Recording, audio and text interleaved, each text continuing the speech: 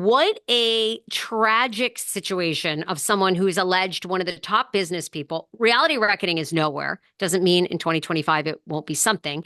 It is nowhere. Her social media makes zero sense, zero. And she has hates Bravo, but yet always shadily trying to be back on Bravo. Um, it's such a disaster, I think, to She watch. can't just, I mean, look, she's had a confusing year, right? She can't just, even recently, I mean, if you dived into this, and I'd like to talk to Luann about this when I see her in Sag Harbor, which at this point probably will be months. But, she recently went on this thing, got a lot of press about you know, this shit sucks, this RHONY reboot. And here's to the OGs, Luann, Sonia shit the bed. Ramona shit the bed. Sonia this. She fell in the bushes. My alcohol, but it's good. But then she goes on and she's like, and Bravo tossed these four aside, like yesterday's old women news, and it's like she can't. I'm like, how does my friend Luann? You're basically saying that Bravo, which she's right. But when she says, like, they tossed Luann and Sonia and Ramona and Dorinda aside like trash, out with the old, in with the new. And she meant old. Like, here we have the 30 somethings. This a little, you're putting yourself in the $120 million sale of skin. You weren't pushed aside because you got the New Hamptons house girl. And like, she's making it like these ladies are struggling over here for a dollar. But I mean, you're also not on the show, Bethany. You know what I mean? So she just can't give it a positive thing. You know what I mean? She's very upset the other day, by the way. Her toast, she bought some product and the toast got stuck in the toaster oven. She's You very send me upset. these things I don't watch. She's It's all very over upset. I the don't place. And blame just you. as a reminder to all of you, Reality Reckoning, no updates from her. No care for other stars outside of Bravo Network. And also, where's that Just Be Divorced podcast y'all came for me about when, oh, she made up this song and dance about I heart, they want me to do it on YouTube because we're growing on YouTube. Where is it? You and I both had something to say about that one. It's nowhere because Hmm. what's his face brought up probably their divorce agreement and threatened to sue Jason. her again. Jason, thank you. I Listen, she went mean, through she went through a very, very, very bitter divorce. You don't settle out of court without a non-disclosure. That's the whole thing with Shannon and John. That's a very common thing that she uses you that for ratings and people fall for it and think she's some sort of relationship genius. Sorry to interrupt you. But I mean, oh, I'm like, what? It's like one failure after another, and people seem to still like, I mean, good for her. To me, she gives me confidence because I'm like, look, if she can maintain fans and grow, I'm all set. Like I'll eventually have the chicken. show that I want. Listen, I'm all for the haterpreneur. I mean, a lot of people hate me. I mean, bring it on. But yeah, that's a good one. Shockingly, is she on my list or not? We'll find out. Number four for me, again, not personal, guys, not personal. I gotta put Teresa Giudice on the list. I gotta. Now I know she got Oh, I wow. know she got villains, but she was paid for villains almost a year ago. That check is cleared. There's all this stuff which I don't think is real about Louis that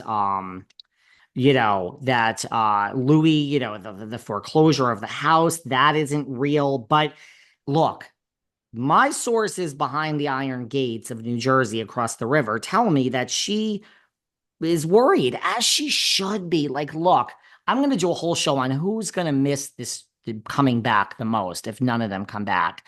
I got to go with my gut. I'm not team Melissa or anything, but Aiden's going to freak out because she's like a fucking fame whore. And Teresa is going to freak out because, for a better reason, at least, she needs the money. She needs the money. Louis' stuff is all fucking sham, smoke and mirrors. There ain't no fucking money there. She needs the money. I mean, she's doing a lot of appearances. So you could look at it glass half. I mean, what, an appearance for 5 to 10 grand in Boca? And then she's good for her. Good for her. I'm all for it. But listen, when you and I are entrepreneurs. January 1st, your fucking salary is $0 next year, as is mine. Okay. And when you are used to a $2 million check every 9 months into your bank account, I don't care how many zeros are there. things are dwindling and she's nervous. We don't know about New Jersey. We still don't know. Are we going to know in January? I don't know. So I just think that for a woman that I said will never be fired, the number one most protected housewife in the history of housewives, I have handed that over to Kyle Richards. And I'm not sure. I did a show right after saying Teresa is definitely coming back, and here's why. I have since done the alternate sideways vision where Melissa comes back and not Teresa. I really, in my heart of hearts, don't know. I don't know everything. I am not Madonna, Cher, or Bethany.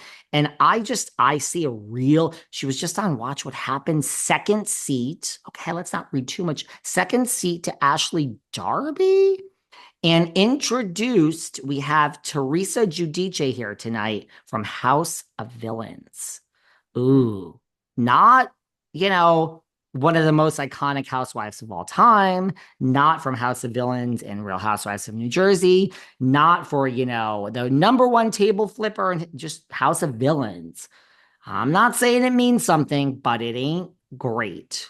And I'm not sure about Teresa's future. And I have heard from many sources that she doesn't know. She truly does not know as of the recording of this. And that, come on, we'd all be nervous. Hard. We'd That's all hard. be nervous. It's a bad year for Teresa. I'm not saying she won't be fine. Number 4. Okay. My number 3 is the current entire cast of RHONY Reboot. What a horrible year. Horrible. I don't even see how we get another season. I truly don't. If we do, it is probably Andy Cohen's just pull and love of New York City. But what a disaster. You are looking at some of the greatest businesswomen, the greatest businesswomen.